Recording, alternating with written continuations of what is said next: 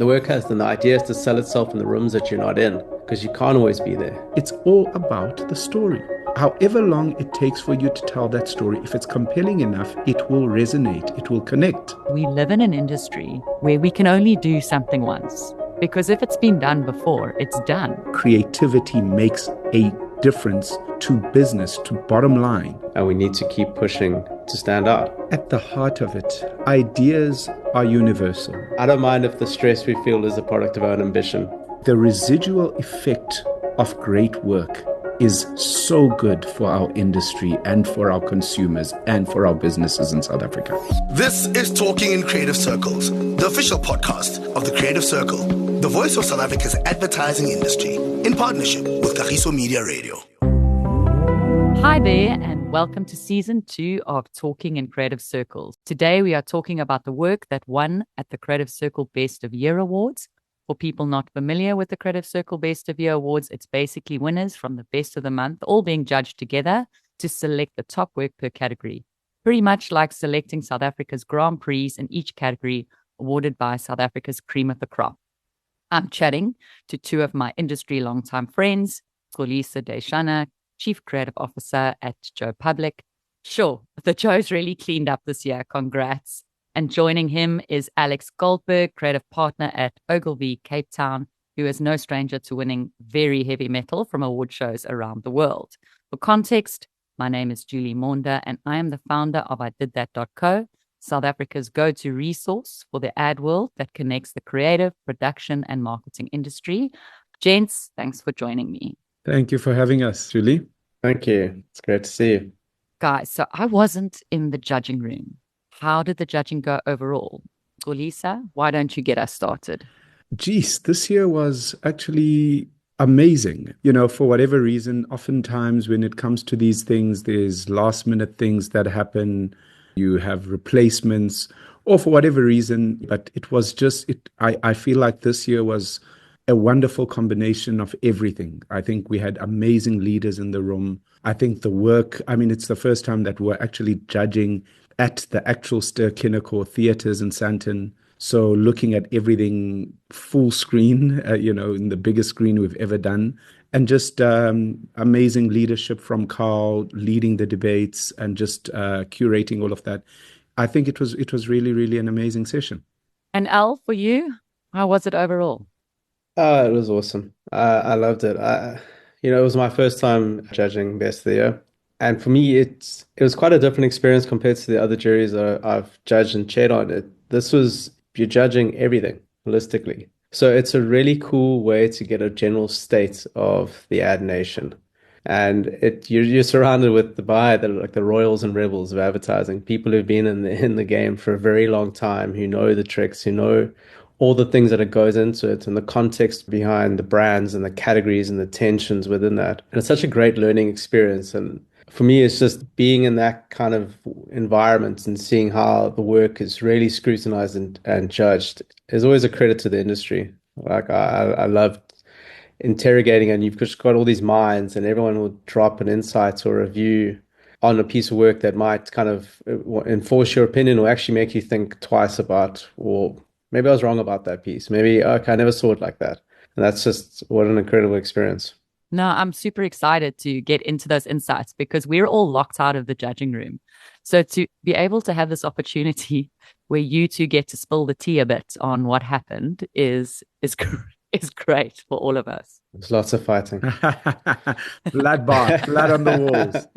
But all for the work, I suppose. Were there lots of discussions or was it unanimous, a lot of unanimous decisions? There was two parts to the debates, which I really, really enjoyed. I think on the one hand, we were really, getting into the work that we were exposed to. Generally, I don't know how many people know actually what the process is, because at first what we do is we score all the work. And then essentially you'll be looking at your top 4 or 5 pieces that make it to the top. And then that's where essentially you start to really have your discussions, etc. Usually pretty much around the top 3, because the other thing is, for Best of the Year, the actual points are awarded only to first place. So then it becomes quite a thing, because then it's, what do you put as the runner-up, etc. So I think for me, what I really enjoyed about the debates this year is, A, they were around the work that we were seeing. We obviously take into consideration what scored the most. I think that's a very, very important gauge of how the room is feeling. And then what we do is that we then debate certain things. And what I enjoy about that part of it is that ultimately it goes into a conversation around the state of categories comparatively to other parts of the world, to other kind of work that we're seeing. I just love the sort of the seamless integration of that part of the debate. There's so many of us who either sit in networks where you're aware of where that particular category is going. And there were so many people, or just people who may sit in independence, but have a really good understanding of where a category is going. So I really found that there were great insights that gave the work its due insights, but also were able to give a lens of how this stacks up against some of the things that are happening broader in the advertising industry. Mm. You know what, Xolisa, that's quite important, that we're not judging the work within, a bubble, because a lot of the time we do have to look at ourselves against the rest of the world. When we, as South Africa, are judging the work that is being done in our categories, are you seeing enough innovation in the categories in South Africa, or do you feel we need to push a little bit more? I'd love to hear from you, Xolisa, and then get a little bit of an answer from you, Alex, as well. I think it differs from category to category, to be honest, Julie. And I think there are categories where I think we're doing very well. I think there are categories where we're lagging behind. And what I really enjoyed is that for the first time, me personally, I really get the sense that this is starting to be a central conversation for the industry. So in the context of something like Best of the Year, we are able to look at, okay, in terms of this category, this did really well. But then the conversation just naturally would tend to go further to say, this is innovative any way you look at it. If you think about some of the stuff that we've seen at Cannes, at some of the international awards show, this kind of work really stacks up there. Or we really are not doing as well as we could. We're not being innovative enough. We're still fairly traditional when it comes to this. So naturally, those kind of conversations came up. And that is something that really, really gave me a sense of comfort of the realistic view of where we are as an industry. Oh, that's great news. And you, Alex? I think we're pushing the boundaries in some categories, others aren't so much. I think it's important, and you said it's we can't kind of live in a bubble and drink the Kool-Aid and go, okay, we're going to award the piece of work just in the context of this environment. We all want to make great work that is loved around the world. Something that stands head and shoulders above the rest, that can also, sit along the likes of Droga 5 and Wyden and stuff at Cannes and One Show DNAD and us to go, this is just great work regardless of where you put it. What's great about Best of Years is there's the local nuances and textures that our audiences and our judges can understand. Sometimes I don't think a lot of that translates overseas. I mean, we can't always go, okay, maybe they just didn't understand it. I think we also need to reflect hard and go, listen, it just wasn't good enough. Like last year wasn't a great year for South Africa internationally. There were some pieces that I thought was like definitely going to do really well and didn't at all. And that was surprising. So we always have to reflect and go, okay, what are we doing wrong? Where can we be better? I think the caliber of some of the work is just amazing. And I guess the test for anything is I wish I did that. Mm. And what I love about being in the room and judging this stuff is that we all know the pressures and challenges that agencies are facing here to create work that stands out. So when you do see a piece of work that is beautifully crafted, like the Nedbank Youth Honors Board, like you're just like, well done. These are like, I think part of the work that we're awarding isn't just an acknowledgement of the past, but also a standard for what we want to go forward. These are always going to be symbols of work, and that agencies, clients, and aspiring creatives look at and go like, I want to create a piece of work like that, and that's the standard, and we need to keep pushing to stand out. Mm. Alex, that's such a good point. And, it is that if you look at even talking to you, Xolisa, you do a lot of, from Joe Public, you do a lot of local nuanced work where it gets incredibly celebrated in our country, but just not even entered into international award shows because of, are the judges going to be able to understand the local nuances? I mean, that's one thing I wanted to ask you. We know that Nedbank Youth Honours Board cleaned up this year across categories. Well done, Xolisa. It's incredible work. Is that something that you feel like on an international scale can be entered and can cut across categories in terms of understanding the history? And does it have a chance of winning internationally, do you think? Are you guys, basically, I'm saying, Xolisa, are you going to enter it into international award shows? Look, I think, and Alex actually touched on this, I think at the heart of it, ideas are universal. I think there is a place to which there will always be local nuance. I think there will always be perhaps local resonance with particular subjects and with particular things. But I think then the onus is on ourselves not to necessarily use that as an excuse, but to try and think, how do you package that in a way that it matters to somebody who's sitting across the world and giving an opinion on the work? It certainly makes our job harder, but it doesn't make it impossible. So as a response to you, I think when I think of a piece like Youth Honours Board, I think it's an extremely brave piece by the client, which was trying to connect with the youth of South Africa, to conscientize them around the opportunities that they have, which the bank plays a big role in. And so to just take this pivotal moment in our history and to make it relevant to the young people that they are speaking to today, I think is very brave for a bank. And I think the way that they chose to do it was quite unique. And so it is definitely something that we are packaging for an international audience.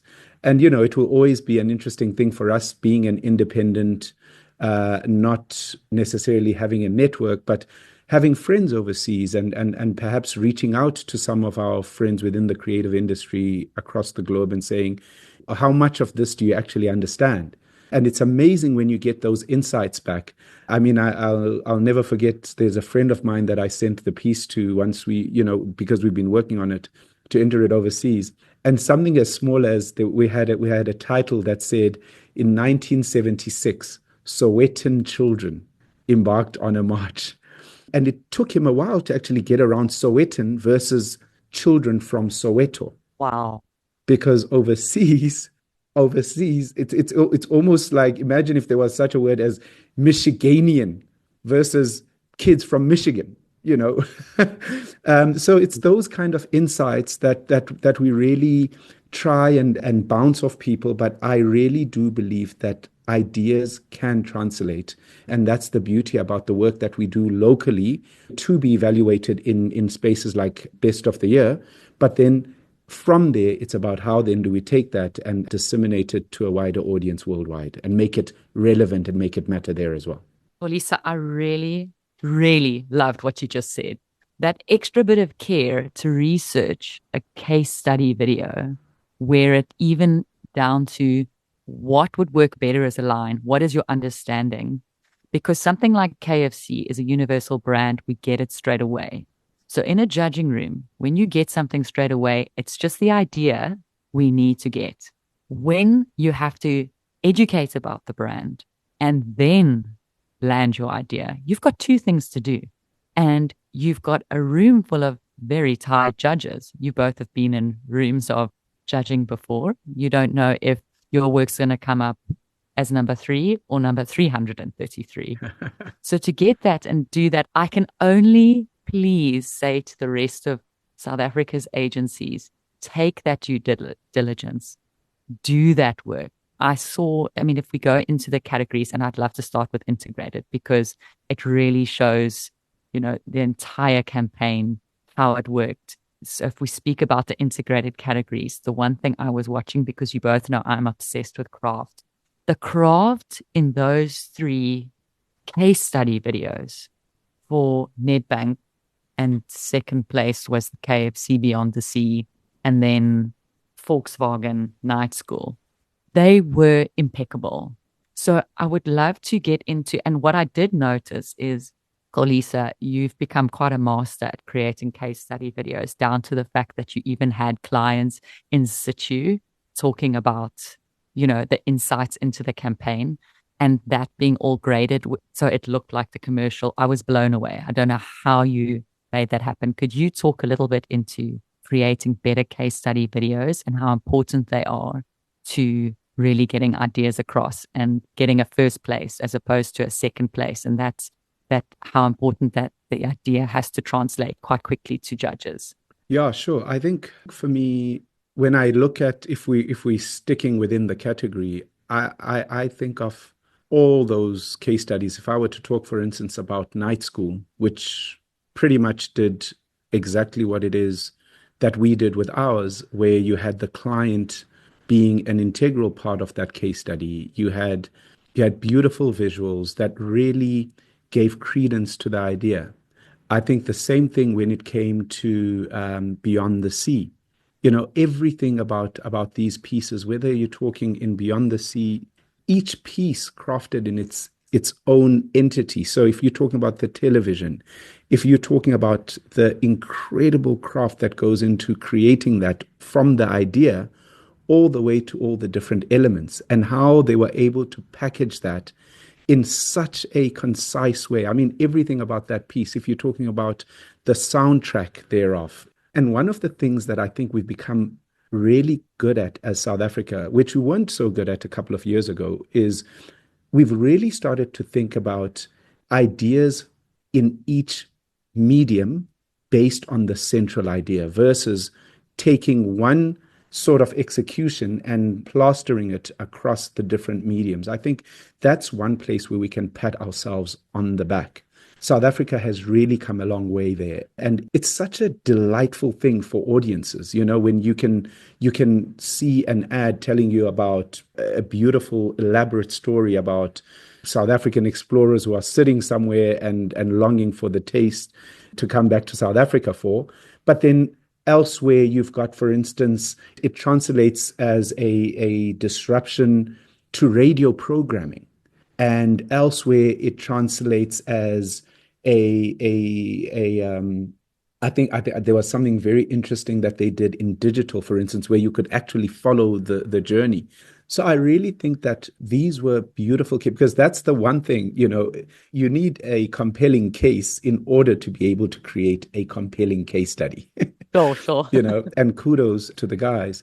And then for me, to the point that you're making, how we put these together is absolutely key.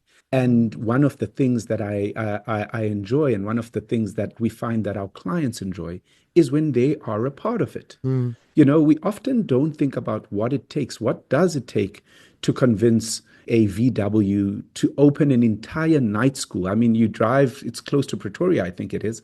These things exist, Julie. That's the incredible thing. Can you imagine what it takes to convince a marketer to then convince the entire engine of the organization that this is something that is worth doing for the business? That is the seriousness and the power of what we do.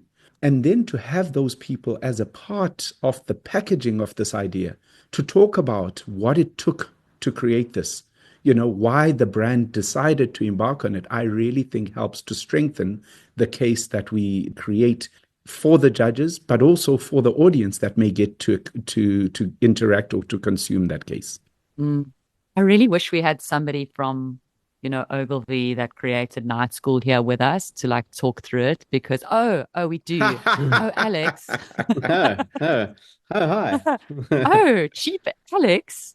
It's a great Hi, campaign. Jules. When you notice even the lockup, that craft in that lockup, where it's got the lights and it says VW Night School and the L is the learner. I loved it. I mean, even down to those little details, it was incredible. So congratulations on that campaign. So, I mean, can you answer Xolisa on how you actually convinced the client to create an entire night school? Yeah, thank you. I think, listen, it wasn't easy. That was 6 years in the making, but when we, you know, just delivered the insights, it was sold. Everyone was like, okay, wow, that is true. Like we majority of the time we have the worst roads in the world. Second year, there was a report came out now, second year in a row, the South Africa is the most dangerous, deadliest roads. Majority of the accidents happen at night, so why do we drive during the day? It was just like, oh, why? It was one of those simple things which created a very complicated journey from that. But I don't mind if the stress we feel is a product of our own ambition. And it was just one of these things that we're like, this actually really has to happen. And I think it comes down to the conviction that we all had, and I guess that's the purpose behind our work now. As all agencies, we know that the type of work that really stands out, it can't just be about like selling a product. Of course, at the end of the day, that's what we need to do. We need to solve our clients' business challenges. So this cannot be seen in isolation. This was actually we had multiple checkpoints going why this was going to be better for the brand's image. It's going to be good for the sales. It's going to translate across things. But for us, I think one of the biggest tensions around it was kind of holding up a mirror to the brand and going like, okay, we're the people's car, but what exactly are we doing for the people? Like, it's like, how can we make an impact across the category that just actually make a piece of work that we feel so proud to be a part of that actually lives beyond us?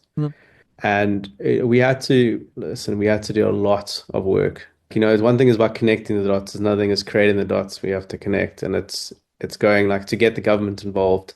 You're on a bunch of calls. You're dealing with some very high profile people who all kind of saw the value of this and why it was worth doing. And I guess it goes to Lisa's earliest point about making our work mean something to international audiences. That's actually the same for a lot of it's like whether it's a jury, whether it's an exco, whether it's a broader committee, the work has to make sense to them. It has to be bulletproof, and the idea is to sell itself in the rooms that you're not in because you can't always be there. And that's always about equipping people with the means to tell our story and sell the story internally and to the various places. So there's a lot of groundwork, a lot of conversations, and it's just tenacity. We had a lot of no's. But for me, the one thing that we really work hard at Ogilvy is to try and make it easy for clients to buy the hard things. So we'll do a lot of the legwork before we go to the Advanced Driving Academy. We spend a lot of time with the guys. We build as much of the case as we can. A lot of times we'll write the case study as a means to sell it in. Go, this is the vision. This is what could be. And that's what clients actually use to go and present it internally and go like, this is the vision. And if it sells like that and it gives us a blueprint to work towards, then we're good because we keep referring back to it and go, okay, what's our North Star? I think if you try and sell an idea and just keep trying to build it as you go, it just ends up not being as like effective. We need to kind of go like, okay, and this comes down to the craft of the case studies and the ideas and all this stuff. It's like as soon as we get an idea that we believe there's something in it, we write a case study script for it. We're like, okay, wow, that actually from start to end, like that's a compelling story. That's great. These are the kind of KPIs, the impacts, the results we want. So what are we going to do to achieve that? And who do we need to get involved in that? And gone are the days of just everyone creating different case studies and going in a place and the clients are like, okay, that's your thing. It's all unified now. A good case study is another opportunity to drive earned media, start a conversation, getting clients to be in the spotlight or get some airtime where they can keep talking about the product. So the value of really brilliantly crafted case study it cannot be underestimated. And every aspect of it needs to be considered. You can't create an exquisite TV ad with Z and Tuli, and then not apply the same craft and treatment to other parts. So it's because people notice the bad parts because it's accentuated by the good. So it's like there's this saying that I heard at this conference in New York, and it was the last 10% you do is the first 10% the consumer sees. And that's the need to get the final push right. It's like it's also to be quite humble when you're presenting a case study and someone says, "Oh, I don't get that thing," and you're kind of frustrated because you at that point you think it's cool, but you also go, "Okay, listen, that's how they feel, and someone else in the room might feel the same thing.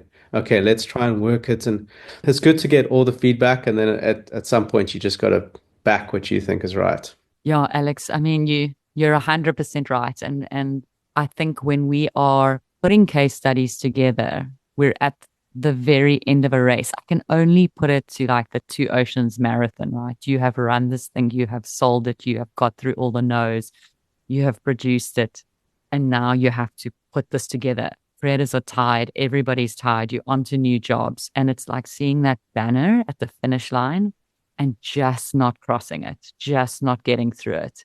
And it's that can make a difference between, if it's a great idea, it makes a difference between a bronze and a gold. Yeah. So many times I've seen the most beautiful ideas just being let down with a case study video. And it's really hard. It's really hard for me to grasp because we live in an industry where we can only do something once. Because if it's been done before, it's done.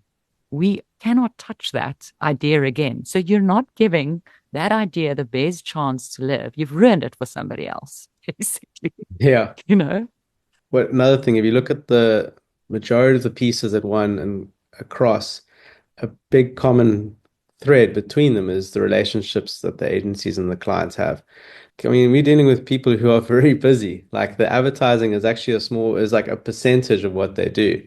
So to get them to go and, okay, I need you to be on this thing. We're going to record you doing this for this case study. Like you're working with calendars, and sometimes like the case studies, the stories update as it grows. I mean, I think within a year, night school the stats have grown. We're starting to get like real commitment from the government. The safety ratings have actually increased. So we're like, okay, we need to do another case study. We need to update it. And the clients are like, okay, but you need that commitment and that good relationship between them. It's every aspect of it. You can't create that work without having the strong relationships. Yeah. And that's built over time across pieces. It's like you just can't do it because especially if you want to create work that stands out, in order to do that, you're gonna ruffle some feathers somewhere. I agree. You're gonna take some heat. I agree, Alex. Yeah. And for me, it's such an important point that Alex is making, where for a client to be, I mean, you may look at it as something small that, to get a client to be a part of a case study. But what that actually tells you is that that client is seeing the value in the creative. And I think that is incredible progress for us as an industry. And it's something that's fairly recent to have clients being a part of that, which means that we really are starting to make strides in getting our marketers to truly, truly believe that creativity makes a difference to business, to bottom line. Because if you think about it, whenever I look at the biggest winning cases all over the world, I always feel that these are cases where what the agency did was 50%, but what the client did was the other 50%. So many of the biggest ideas, for instance, would include putting a spanner into the production line. You think of things like whether it's Moldy Whopper or so many of these big campaigns that we know about when, you think of things like McEnroe versus McEnroe. Like in order to pull that off, in order to pull off the scale that you need, you really, really need a client that says, I'm going to walk this road with you. I will fight all the internal battles. I'll convince whoever I'll convince legal on the inside. I'll speak to whoever I'll speak to the CEO. I'll speak to my colleagues in the C-suite. In order for you to have what you need to create this idea, I'll provide what it is that's needed. And that's how the real ideas happen at scale. So I really think that is something that is very positive for our industry. And the more of it happens, when a Kenzie does it, it's amazing because then a Bridget does it, then a Sydney does it. And so, the momentum grows. And that's what we need in order to create our ideas at scale and really start to compete internationally, because that's the one part that I think the rest of the world has got right. Yeah, spot on. 100%, Xolisa, and it's absolutely spot on with superheroes like, Kensani Nobanda and Bridget Harper that are, spotlighted over and over again for efforts in creating work that really works. It's definitely leading the way in our industry. You know what I found quite interesting about the integrated category, which, is a very exciting category for us. It's almost like our titaniums. Could you say that? It's like our titanium category, is how similar the results were to the film category. Was that an easy, if you look at film, first was Nedbank Signwriter, second was KFC Beyond the Sea, and third was Nedbank again for Time is More Valuable Than Money. Was that an easy decision to make because integrated was awarded that way, or were there different debates? Do you want to start, Alex? Well, I guess the two integrated pieces that won from the first and second, and then film first and second, were essentially the core components of those were the film pieces initially. Well, they were a strong aspect, and a lot of the craft was put into that. So what is interesting is that I don't think there's a single category now that you enter that doesn't have a case study. When you're judging work, it's kind of the same as when you're buying something. There's always a battle between the head and the heart. When you're awarding the top stuff, the head and the heart both have to go, amazing, I love it, it works, it's great, it's outstanding. I mean, the cinematography, the craft, the casting, the performances in all three spots was absolutely incredible. All three spots were actually awarded at Adidas Craft Awards, so they were already acknowledged for the craft. What I wanted to ask Xolisa is, I noticed that all of them were between 2 minutes and 3 minute spots, so it's really long form commercial. Is that what you need? Do you need to create, film at that length to compete within this category? Not necessarily, but it's interesting, Julie, because I'll never forget. There's a wonderful friend of mine who I once had a debate with, and I was sort of throwing the new style theory around what is ideal length for storytelling. The short attention span that we often hear being brandied about. You get given instructions from media that tells you that, listen, post 30 seconds, people fall off, etc., etc. What I think, and this friend of mine responded to me, and this friend of mine said, X, I promise you, there will always be time for storytelling. I don't know when last you told a story to people and they started walking away after 30 seconds. And if they do, that must have been a boring story. So essentially, the principle being that if you tell something that is interesting enough, it's all about the story. However long it takes for you to tell that story, if it's compelling enough, it will resonate, it will connect. So we've seen ads of shorter length connect, we've seen ads of longer length connect. And I just think that we are in that time where I think, for instance, of these three pieces that made it to the top of film, I think that there were stories that justified the amount of time that they took. And I think that they kept users or viewers engaged. I think that they were beautifully told. I think that the craft in them was just incredible. And to quickly touch on the point that you made around them then making it to the top of integrated, I think that that is kudos to the agencies, because I think oftentimes the film piece is one of the first pieces that an agency conceptualizes. And very easily then you can sort of rely on the film piece. But to then challenge themselves, to then actually challenge themselves to say, how do we make every single touch points as strong as what this film piece is or can be? And the interesting thing, actually, as a bit of insight on the Nedbank piece, is that film was actually not the beginning piece of this. The idea is actually based on the actual activation that we did, the actual physical activation that we did around the honors boards. And it's a huge kudos to the team once again, because then it became, shucks, if we've got such a strong idea in terms of the activation and what it is that we're actually doing for the brand, how then do we tell a just as compelling, how do we take that onto online? How do we take that onto film? How do we take that onto all the, the direct pieces that were then sent to the schools, etc.? But yeah, I think huge testament. I think film category was really, really beautiful this year.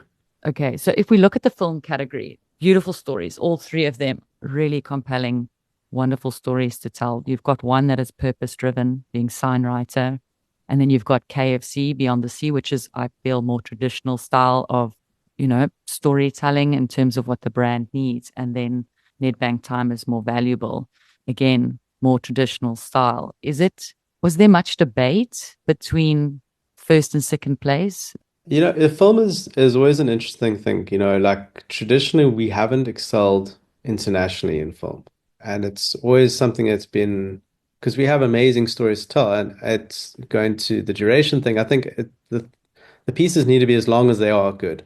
As soon as it starts lagging and feeling self-indulgent, then it just that's it. You've lost it. So they need to, I think it can be any duration. I mean, people go, people that we hear these stories about people don't have that like have an attention span of a fish, and they'll skip your ad and scroll past like quickly, but then they'll still like just go on Netflix and completely just watch an entire series in a night. It's if the story is compelling, then people will watch it, and that's we have to make it compelling. Were there spots that you feel just missed out, Xolisa? Absolutely. Absolutely. And that for me is what really gives me hope, Judy, about where our industry is going. I really do think that, when those few clients start to create excellent work, I honestly, and that's the value for me of recognizing excellent work. Because what then happens is that other clients start to see that. If a accounting firm begins to do beautiful work within its own category, what happens is other marketers from other organizations start to see that and start to want that for their own organizations. And then it starts to permeate across categories. And what it essentially does is that it lifts the standard, of everything throughout. So there was so much more within this category that didn't even make it to the top three. I mean, I remember there was some beautiful telco work. The residual effect of great work is so good for our industry and for our consumers and for our businesses in South Africa. Yeah, Xolisa. I mean, you're so right. So, onto print, gents. Interesting, because last year there was no awards for print. And then this year, South Africa seemed to have bounced back and said, hell no, this is our category. We're taking it back and we're going to give you something to judge. What were your feelings? I'm going to ask you, Alex, because you are Mr. Print guy himself, on the quality of print this year. I love print. I mean, it's like a story told in a snapshot. The piece that won obviously was the Lexus Accidental Art. I really love it. I was first exposed to it at the Investec Art Fair, and I was like, oh, this looks like some other art, and I went, and then as I realized it was for a brand, I was like, damn it, you got me. No, I love it. I love it for so many reasons. Good work will always make you look at something that you've seen 1,000 times in another light. And now, every single time I see a scrape on a wall in a parking bay somewhere, I'm thinking of that campaign. I'm viewing it in a different way. And I think the way that they took that piece of work and it kind of transcended print and also went into kind of like a outdoor and more of an ambient or art exhibition type thing. It just shows the flexibility and the fluidity of the idea. And I love the craft of it. It's just it's just charming. It's a charming piece. It really just speaks to the feature of the car in a great way. Mm. I mean, I think Xolisa, when his agency thought, let's make, topography out of feces, it's like, it's a no-brainer. We've got this category, hasn't been done before, because that is a crazy idea. How did you even pull that off? And how do you feel about being second when you've actually created topography out of feces? It's once again, it was such a great example of collaboration. I mean, working with the scientists, working with the guys to create the ink. It's one of those pieces where there is growth all round in the process of making the work. And the interesting thing about it is, I mean, we've been working with Amnesty for a while now, and the subject around pit latrines is something that has been really, really central to their cause. And what probably is even more exciting for me when I think of that piece of work is the fact that for the first time, I think we're at something like 98% of eradication of those pit latrines with the new minister. Amazing. So I really, for me, it's so exciting. Incredible. You know what I mean? Obviously there's huge efforts, there's a lot of other things that are part of it, but I feel like the creative work becomes a part of what brings attention to these things. So yeah, really, really happy. Oh, well done, team. I'm actually sitting here with goosebumps. So, I mean, when we get that from the work we do, we can't ask for more, right? Yeah. I love that. Yeah, great work. And it's nice to bounce back as a country from not being awarded in a category to having work of this caliber the next year. So congrats to everybody involved there. So radio is a really strong category for South Africa, and it always has been. If I look back on the last, 10 years, even going further, Cannes Grand Prix is something that we hit in 2009, 2011, 2014, 2016, 2018. We were the radio kings and queens as a country in Cannes. So it is a big category for us. What was very surprising last year at Cannes was we only had, for the first time, 4 shortlists and no winners. And for the 12 years that I've been going to Cannes now, as press for South Africa, I would usually go, oh no, it's, radio category. I'm going to have to spend all morning going through the results. And this year when I got the results, I went through the pages and I thought there must be a mistake. We're missing some pages here. There's only 4 for South Africa. So it worried me a little bit. Either the world is judging radio differently, what's radio and audio category, or we're not up to par. So I would love to get your thoughts on that, Xolisa. If I look at the radio that won at Ad of the Year, I think it's brilliant. What were your thoughts on the quality and standard of radio for South Africa in this category? I'll be honest. Radio was actually one of our strongest categories in Best of the Year this year. If you look at the top 3, I mean, really current, insightful stuff. You had the Hansa at number 3. You had Salvation Army, hilarious spots at number 2 about clothing that has been left behind by those who have departed, that is now being abused. Beautiful. Oh, that line, don't let your family ruin the memory of your family, is something that is incredible. And then when you look at number 1, I mean, so deserving. Such a different approach to audio from City Lodge and TBWA. I mean, these were just so interesting, so well written, so entertaining. And I suppose this also touches a bit on what you were talking about, Julie. I don't get too worried sometimes, because I know that when you are looking at trying things differently, so, striving for this innovation, because if you look at Cannes in the last couple of years, innovation has played a big part. So sometimes we don't feature, not because we are not there, but because we are trying new things. And for me, when I think of things like our first place winner here, Bedtime Stories, it's so differentiated from what you would call traditional radio. And for me, that shows you that we are taking up our space in the broader audio conversation in and around the world. I was really, really happy to see this piece being recognized for its bravery, for its craft, for just the idea itself was just so beautifully done. The TBWA team there did an incredible job, and it did get global recognition. Don't get me wrong. Amazing. I mean, it won at DNAD. It was shortlisted at Cannes.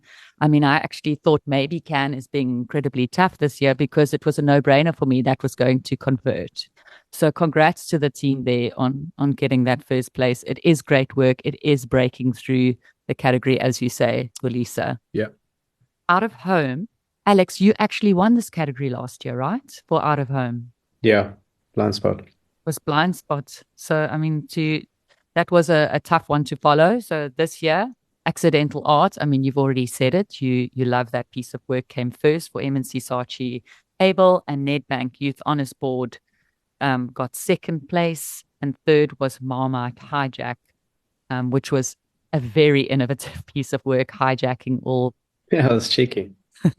Do you want to take us through that, Alex? What I love it is like sometimes we think that to do big work, you need to spend big here, you need big budgets. What was great about that, and I think it's what South Africans are really good at, is like we're like we're shit sometimes, you know. It's just going like, where can we identify something, you know, where we can hack, we can just like disrupt. And I thought that was just really smart and very proactive from the team that did that. You know, they kind of saw the gap and they were like, okay, cool, we can do this.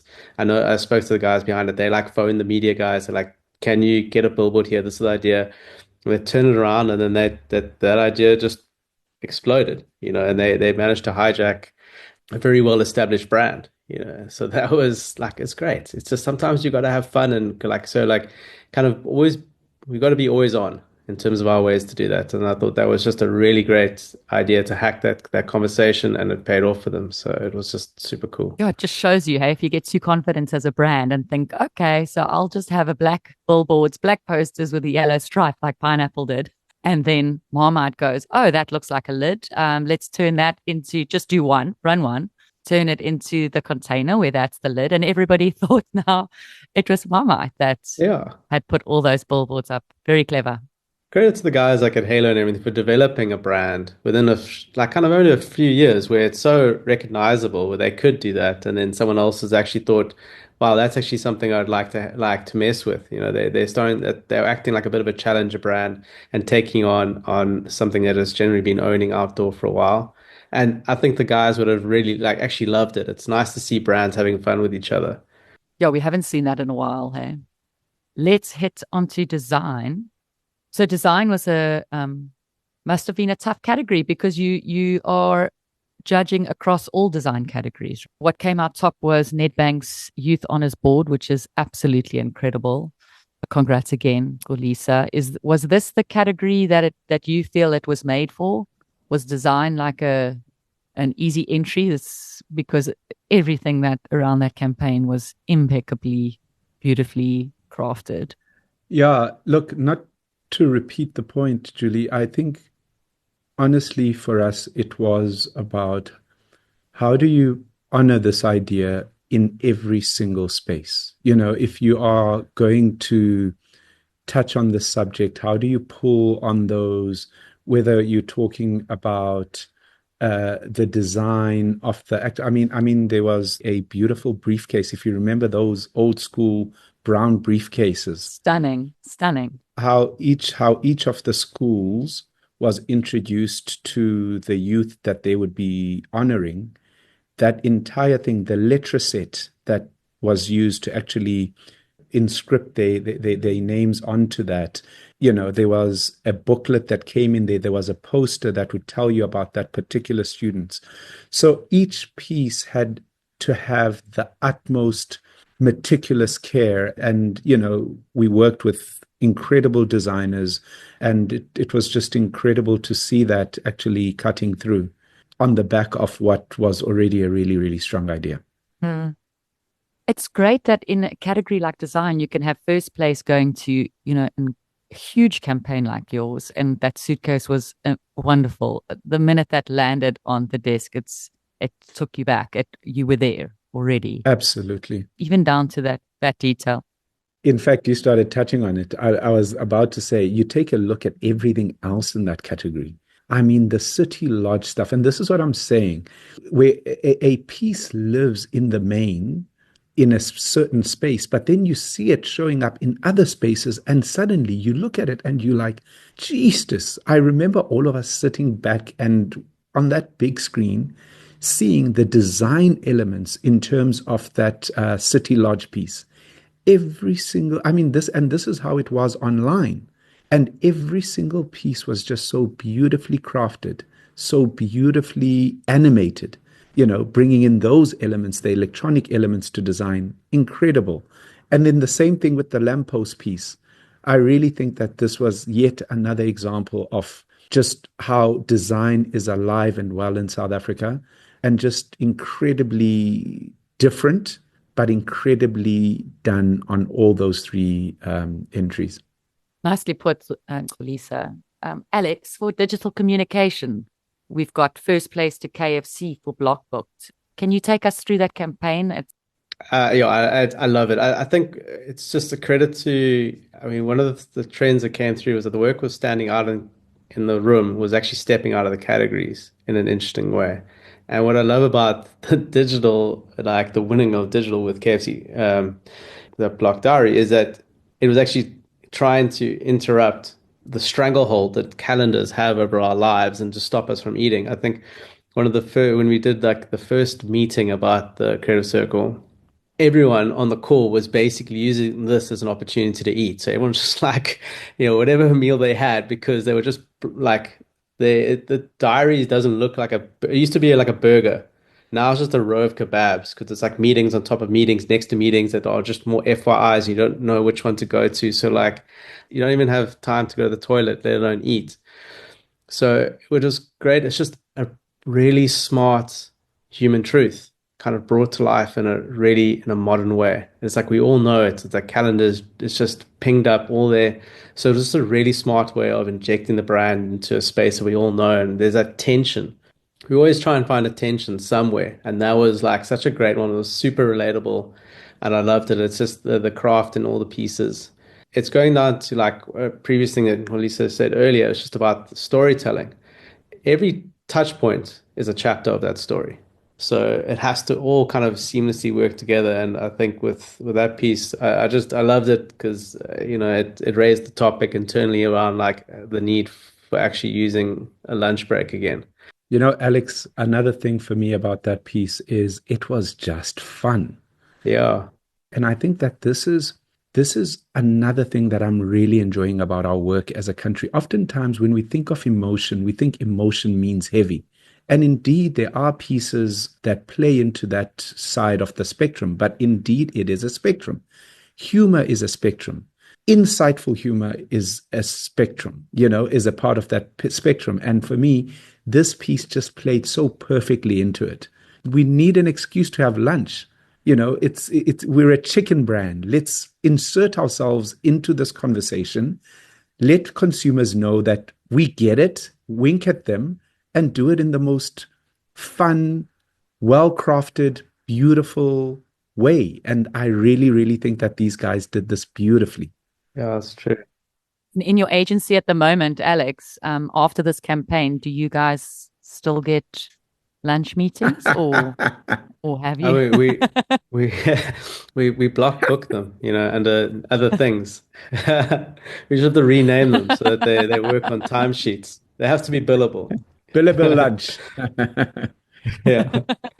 But it's that's the point about the fun. And I think that's why going back to radio was so great. It's like in that auditorium, in that cinema, you're sitting there and you're hearing all this like just amazing scripts and like the craft that goes into it. It was like people really having fun. And it's true.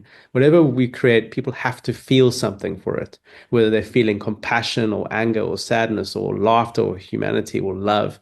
It has to make me feel something that compels me to do something. It's always the thing. I think when you're making a piece of work, you get that feeling inside. You're like, oh yeah, there's something about this. And then if you don't have it, then you got to keep working. Yeah, 100%, Alex. I mean, how do you not laugh at Hansa Pilsner saying not for people under the age of 30? I mean, that stuff was hilarious. No, congrats. So well crafted. It's really brilliant work. I mean, in the digital category, we come back to Nedbank Youth Honours Board taking second place and third place to City Lodge Bedtime Stories, which is very well deserved, and hence why we're seeing that work just translate across categories. Yeah, it's the thing I think with the Honours Board is that they honoured the idea and the people that created the idea. The very kind of the class of 76, every piece needed to honour them, and I think they did that brilliantly across every touch point. It's amazing. And Bedtime Stories was brilliant. It was once again, I think why it was so good and why it should have done better is that they kind of really understood the way that people are consuming audio. Mm. It's people are listening to podcasts and streaming and wellness apps and all these things. They I kind of understood that and took it out of the traditional kind of airwaves into another space and made it shareable, which is something that, yeah, I think the rest of the world are doing. So the last category we've got is PR and media communication. And we had your work coming through in the top position for Feces Inc. Xolisa. So I know it got second in print and absolutely makes sense to be 100% first place in this category as the share value on, I mean, that piece of work it was actually printed out of ink made from feces. Yeah, Was quite a shareable idea. I must tell you, I this was one of the pieces I was really happy that this piece cut through in this category. I mean, when you think about it, I mean, that was the whole point of it. The point of this piece was to create PR. The process of making this piece and then to place it, I mean, as a full page ad in Sunday newspapers was exactly that was what it was meant to do. It was to shock people so that we can really place this sad situation for our kids front and center. And I couldn't be more happy about how it did in that. Even when I look at just the general category, I really think that there were some strong contenders, but I think from an agency perspective, we were really happy that it was able to cut through. I loved the reusable ads as well from City Lodge. And then once again, Nedbank money warnings around 14 days of activism, Women's Month. So really a nice, good spread of work in this category. And it's a category that I think we were a bit, we weren't as strong when I think of the last couple of years, but I really feel like we're on the up. So, Xolisa, on that, do you have any advice for the coming year for creatives in South Africa? I think my parting shots for South African creatives is, I don't know about you, Alex, but I really get the sense that there is a resurgence of what is important in our country for creativity. And it's a really exciting time for the industry. I feel like the wake-up call that we got last year from an international perspective has really started to ignite something in us. And I think these results are beginning to show a resurgence of what we know our industry can do. And my advice for all of us is to carry on down this trajectory. I really think it's about not shrinking. It's about telling the world to freaking sit up and take notice of us, because the ideas are there. We just need to take the time to graft and not to be shy of telling our stories in our own way. Nicely put, Xolisa. I really like that. And when it comes to challenges we have to overcome, Alex, did you get a sense of any challenges we had to overcome as a country after seeing all the work this year? Yeah, I think it comes down to all of us. I mean, I love creativity. It truly is like one of the most incredible things. And it's our responsibility to show that people who believe in creativity, that there is a path for them, that it is valued. And especially with the rise of AI and all the different things in the world, it still comes down to the strength of ideas and human insights. And I think we have an incredible opportunity to create amazing work that does great things for our clients and our brands, but we have to be bold, audacious. We need to kick the hornet's nest. Like, let's not make work in isolation and thing. You can create a piece of work that can travel around the world, and we are so good at it. I think one of the biggest exports of South Africa is actually our creatives. We've got so many of them working overseas and doing things. I think we need to not look at the rest of the world as kind of, like put them on a high horse. I think we can really punch above our weights. And my call to everyone is to go have fun and just really make amazing stuff, because only good things will come from it. That's great. Guys, that was brilliant. I feel incredibly inspired. I actually want to go make ads now. I think I'm going to get back into the industry and make ads. So thanks again for joining. And it was great to have you. Thank you so much, Julie. That was awesome. My first podcast, by the way. Yeah, thank you for having me.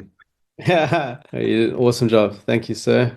Thank you, everyone. This is awesome. Thanks, guys. I'll see you again in the next Creative Circle meeting. To everyone else, please follow or subscribe to the Talking in Creative Circles podcast to get future episodes. We're on all the main podcast platforms as well as jacarandafm.com under Jackpod. Goodbye for now.